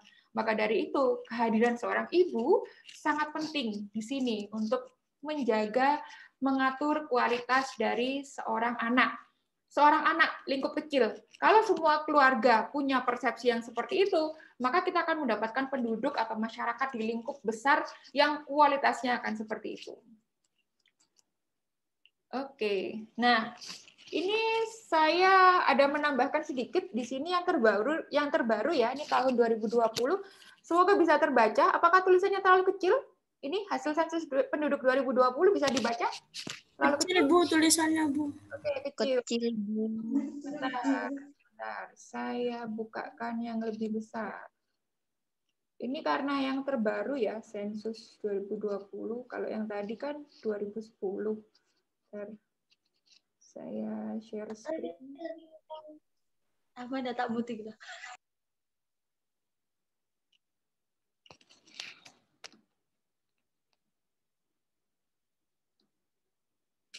Apakah bisa terlihat lebih jelas sekarang? Sudah, Bu. Oke, kita coba dari atas dulu ya.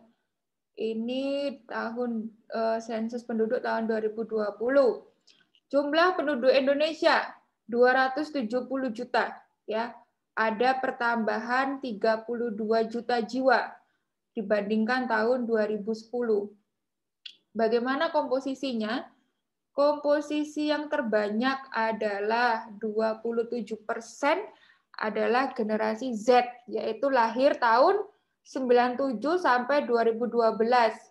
Perkiraan usianya sekarang adalah 8 sampai 23 tahun. Adik-adik ini masuk generasi Z ya? Benar ya? Iya, Bu. Bu. Generasi Z.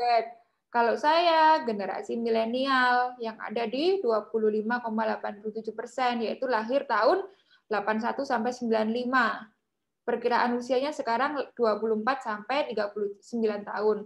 Kemudian ada juga prosentase selanjutnya adalah generasi X, lahir tahun 65 sampai 80, perkiraan sekarang usianya 40 sampai 55 tahun. Ini orang tua kita ya, orang tua kita. Kemudian ada 11% lahir tahun 46 sampai 64, perkiraan usia sekarang 56 sampai 74. Kemudian ada 10% generasi Z lahir tahun 2013 dan seterusnya, perkiraan usia sekarang adalah 1 sampai 7 tahun. Dan sebagian kecil manulanya tahun 45 sekarang usianya 75 plus, 75 tahun ke atas. Jadi yang menduduki porsi terbesar adalah generasi Z, generasinya adik-adik ini. Menduduki posisi kedua adalah generasi saya, di generasi milenial. Nah, sekarang kita lihat lagi analisanya. Laju pertumbuhan penduduknya diklaim melambat 1,25%. Penduduk usia produktifnya 15-64 tahun. Usianya saja yang produktif. Kita belum berbicara tentang kualitasnya. Kalau secara usia produktif 15-64 tahun ada 70,72. Lansianya ada 9,78. Dan kalau jenis kelamin terdapat 102 penduduk laki-laki untuk tiap 100 penduduk perempuan. Sudah hampir sama ya, sama-sama 50-50. Jadi udah nggak musim lagi kalau ada laki-laki bilang jumlah perempuan lebih banyak sehingga halal untuk poligami. Kasihkan data ini ya. Kamu nggak update kamu. Ini loh 2020 laki-laki sama perempuan nih sama, jadi satu-satu gitu ya.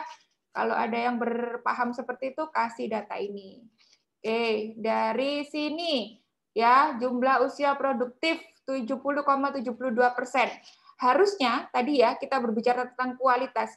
Kalau 70,72% ini diikuti dengan kualitas yang baik, harusnya Indonesia itu sama hebatnya dengan Amerika atau Jepang. Sayangnya 70,72 di usia produktif ini tidak sedikit yang menjadi pengangguran, tidak sekolah, ya, dan lain sebagainya, sehingga menjadi beban keluarga yang selanjutnya menjadi beban negara. Bersyukur adik-adik ini orang-orang terpilih yang bisa mengenyam dunia pendidikan hingga tinggi, ya, masuk di Akbid, nantinya akan menjadi bidan, masuk ke usia produktif yang insya Allah tidak menjadi beban keluarga, tidak menjadi beban negara, tapi justru menjadi orang yang bermanfaat. Amin. Ya. Amin. Nah, kita lihat sebaran penduduknya. Sebaran penduduknya ternyata masih sama, terkonsentrasi di Pulau Jawa. Kemudian yang kedua, Sumatera, masih mending 21%. Menyusul kemudian Sulawesi 7%, Kalimantan 6%, Papua hanya 3%. Maka tidak heran ya sebenarnya ibu kota kita mau dipindah ke Kalimantan, tapi kita lagi pandemi, kita nggak bisa kemana-mana, nggak mungkin memindahkan ibu kota, sehingga situasinya sekarang masih seperti ini. Masih terkonsentrasi di Pulau Jawa. Nah, kira-kira dari data ini, bentar ya, saya balik ke PowerPoint dulu. Mana PowerPoint saya? Ini. Kira-kira dari paparan hasil sensus penduduk tadi, apa masalah yang bisa ditemukan pada data sensus penduduk tahun 2020? Ada yang mau menjawab sebelum saya tunjuk? Mungkin ada yang ingin berpendapat, silahkan. Kira-kira ketemu masalah apa kalau melihat dari data yang sudah saya bacakan tadi? Apa permasalahannya? Tadi udah ada sih yang saya kasih bocoran tadi. Ibu, mungkin masalah dari ekonominya, Bu. Satu persatu siapa? Siti Khotijah?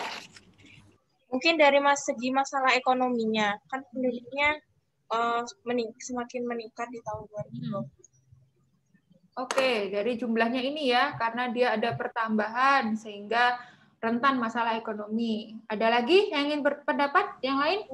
Masalahnya adalah di usia produktif yang makin banyak 70,72%, tapi kualitas dari sumber daya manusianya nggak berjalan dengan baik. Oke, baik. Ada lagi? Satu lagi mungkin yang ingin berpendapat? Dari persebaran mungkin? Ada yang ingin berpendapat?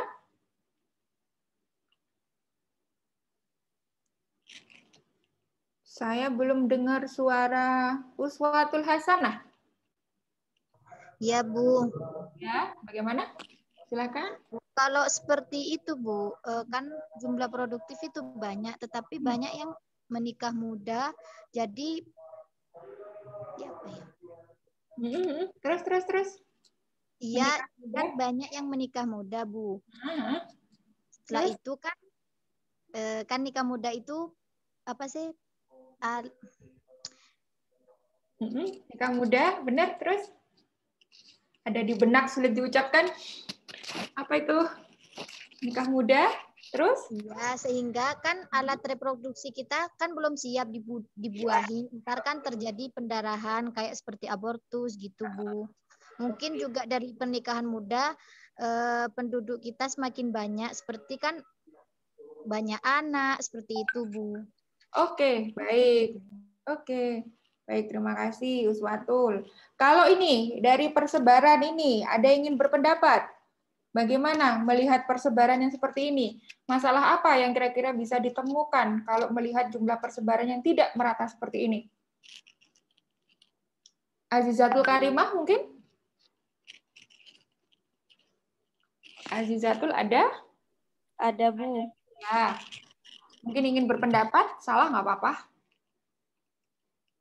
Kalau melihat persebaran penduduk ini, yang seperti ini, kira-kira apa masalah yang bisa ditemukan di sini yang terkait dengan kesehatan? Ini penduduknya terkonsentrasi di mana? Kalau menurut data ini, lebih banyak ada di mana penduduknya? Azizatul? Di Jawa, Bu. Di Jawa. Oke, kalau penduduknya banyak yang ada di Jawa, apa yang terjadi di Pulau Jawa kira-kira? Kepadatan penduduk. Oke, kepadatan penduduk. Kalau penduduknya padat, kira-kira apa saja yang dibutuhkan untuk penduduk itu bisa hidup? Kebutuhan pokoknya apa saja kira-kira? Penyakitnya itu apa? Kalau berhubungan penyakit menular, Bu. Oke, kalau berhubungan dengan wilayah, tadi kan kita berbicara ada kesehatan lingkungan ya, kita berbicara dengan wilayah. Kalau suatu daerah itu penduduknya terlalu banyak, kira-kira lingkungannya rentan menjadi sehat atau rentan menjadi sakit? Rentan menjadi sakit, Bu. Rentan menjadi sakit, sehingga tidak heran ya kalau di Pulau Jawa ini masalah kesehatannya kira-kira lebih banyak jenis penyakit yang ditemukan di Jawa apa di Papua kira-kira? Di Jawa, Bu. Jawa. Karena penduduknya padat, Bu. Karena penduduknya padat. Oke. Jadi seperti itu ya menganalisanya ya. Karena penduduknya menjadi padat, kebutuhan penduduknya itu bermacam-macam, salah satunya butuh lingkungan yang bersih, butuh lingkungan yang memadai, tapi kalau desek-desekan ya gimana lingkungannya mau memadai? Justru akan menimbulkan banyak permasalahan yang nantinya akan memicu masalah kesehatan. Tuh, kita lanjutkan. Nah, saya udah di slide yang terakhir ini nanti ya. Ini nanti yang dikerjakan sebagai post-test ya, seperti ini, menyebutkan contohnya peran bidan untuk menurunkan laju penduduk, meningkatkan kualitasnya, dan juga pemerataan persebaran penduduk. Oke, sebelum nanti menjawab post-test, saya berikan kesempatan untuk agenda pada sore hari ini. Mungkin ada yang ingin ditanyakan? Ada yang masih belum jelas?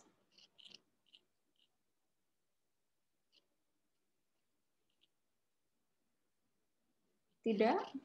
Sudah, Bu, sudah jelas. Oke, sebentar ya. Saya butuh mengambil dokumentasinya untuk absensi dosen. Sebentar.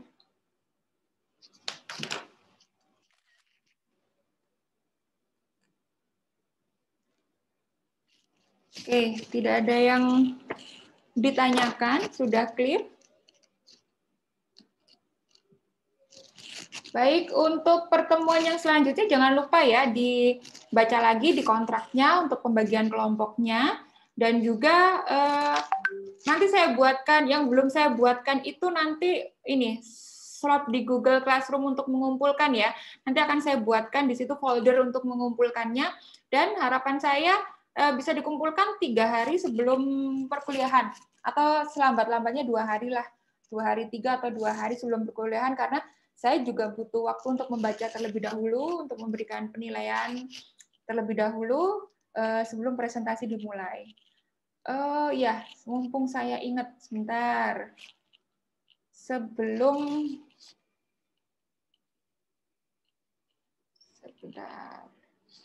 Kan ini mulai minggu depan sudah ada tugas membuat makalah dan presentasi. Nah, saya biasanya menjumpai adik-adik ini membuat presentasi dengan desain yang jadul atau desain yang ini warnanya itu tidak kontras. Jadi antara background dengan tulisan itu sama-sama terang sehingga tulisannya tidak terlalu terbaca. Atau mungkin tulisannya bisa terbaca tapi desainnya tuh kayak koran gitu, kayak ini tulisannya nggak menarik sama sekali, bikin ngantuk. Saya mempunyai saran untuk bagaimana sih caranya supaya membuat presentasi itu menjadi lebih menarik. Sebenarnya ini bisa diterapkan bukan hanya di mata kuliah saya ya, tapi silahkan bisa digunakan untuk mata kuliah yang lain juga. Nah, caranya buka ini situsnya ya, www.canva.com. Jadi dibandingkan kalian mencari template-nya di Google, ini ada satu situs tersendiri yang dia bisa membantu kalian untuk mendesain. Canva.com. Kemudian nanti cari yang untuk presentasi ini. Presentasi. Nah, setelah itu akan tampil, sebentar ya, masih loading. Akan tampil beberapa desain. Jadi kalian nggak perlu terlalu ngoyo ngeditnya. Misalnya ini ya, yang di sebelah kiri ini ya. Katakanlah kepingin ngambil desain yang ini, katakanlah. Nah, selain dia colorful, ini kayak anak TK, Bu, terlalu banyak warna-warni gitu. Misalnya ya cari yang lain kalau nggak suka desainnya itu. Tapi yang jelas ya, kayak gini ya. Nah, background dengan tulisan itu pasti kontras. Pasti tulisan itu sudah didesain sedemikian rupa akan memudahkan yang membaca. Tidak akan mungkin tulisannya itu menjadi kabur, menjadi nggak kontras, pasti akan kontras. Nah, ini dengan desain-desain yang bisa kalian sesuaikan. Kalau ini tidak suka, bisa pilih yang lain lagi, misalnya ini misalnya kayak gini. Boleh seperti ini. Apply, klik di apply. Nah, ini tulisannya, sorry sebentar. Nah, tulisannya tinggal dimasukkan saja sesuai apa yang mau dipresentasikan di sini. Tapi kontrasnya pasti sudah diatur. Tidak akan ada tulisan yang tidak bisa terbaca. Nah, kemudian caranya kalau sudah di-download, ini ada tombolnya download ini. Nah, tinggal di-download saja. Di-download. Ada nanti beberapa, nah ini langsung terdownload ya. Nanti ada beberapa yang, sebentar saya cancel dulu. Saya kasih contoh yang dia kadang ada notifikasi berbayarnya, tapi jangan khawatir. Apply ya, apply. Kemudian download. Sebentar.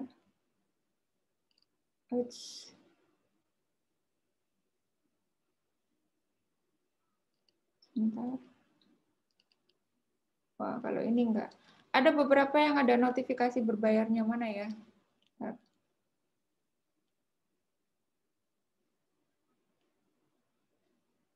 Ada yang sudah pernah buka Canva sebelumnya? Belum? Sudah? Sudah, Bu. Oke, kalau sudah. Berarti bisa ya harapannya. Soalnya kemarin beberapa saya ngajar di, nah ini kayak gini, pay and download ini dipilih saja page yang membuat dia tidak berbayar seperti ini. Ya, saya kemarin sempat mengajar di beberapa kelas itu PowerPoint-nya masih jadul. Harapannya ke depan lebih menarik ya karena udah naik semesternya, harapannya lebih bagus. Nanti kalau sudah bisa di-download dalam bentuk PDF, tinggal di-convert ke PowerPoint. Gitu ya. Kemudian membuat PowerPoint-nya juga diusahakan dengan bahasa yang mudah dipahami saja. Jangan terlalu copy-paste dari Google, kadang Google itu juga menyesatkan. Boleh sih mencari bantuan dari Google, tapi dibaca dulu, harus bisa diterjemahkan dulu. Kalau tidak mengerti bahasanya, kayak tadi misalnya dinamika kependudukan, dinamika itu apa sih gitu. Kalau memang tidak paham dengan dinamika, jangan dimasukkan dinamikanya gitu. Cari bahasa-bahasa yang kalian sendiri sebagai presentator itu bisa memahami, dan kemudian ketika ada temannya bertanya bisa menjawab. Menjawabnya itu dengan bahasa yang enak, dengan bahasa sehari-hari, bukan dengan bahasa Google. Google tuh kadang bikin bingung loh, beneran. Gitu. Itu ya. Sebelum saya tutup, sebelum mengerjakan post-test, ada yang ditanyakan? Tidak? Silakan kalau ada yang ingin bertanya. Belum ada. Belum ada. Baik. Nanti post-testnya saya launching jam 16 ya. Berarti kira-kira sekitar kurang 15 menit lagi. Waktu mengerjakannya adalah 30 menit, jadi sampai jam setengah 5. Ini masih ada waktu 15 menit, boleh dipakai untuk sholat asar atau mungkin minum teh dulu, boleh, silahkan. Sebentar, saya mohon bisa dibuka videonya semua ya. Saya butuh dokumentasi karena mau mengakhiri sesi, butuh dokumentasi untuk nanti di absen dosen. Oke, saya hitung ya untuk dokumentasinya ya. 1, 2. Oke, boleh gaya bebas sekarang. Boleh beneran, boleh begini, boleh apa aja, bener. Iya beneran ini. Gak usah malu, gak apa-apa. Saya hitung ya. 1, 2. Oke, terima kasih ya. Semoga kuliah hari ini banyak membawa manfaat, semoga bisa diterima dengan baik, dikerjakan dengan baik tugas-tugasnya. Kita ketemu lagi di pertemuan selanjutnya. Saya akhiri sampai di sini. Assalamualaikum warahmatullahi wabarakatuh dan selamat sore. Waalaikumsalam warahmatullahi wabarakatuh. Terima kasih, Bu. Ya, sama-sama.